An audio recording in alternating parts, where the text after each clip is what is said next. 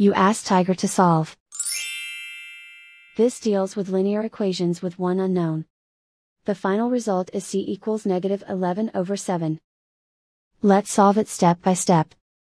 Simplify the expression. Simplify the arithmetic.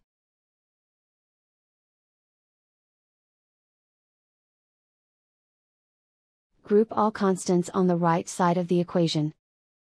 Add 2 to both sides.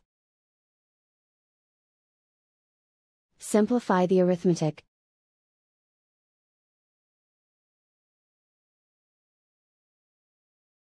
Isolate the c.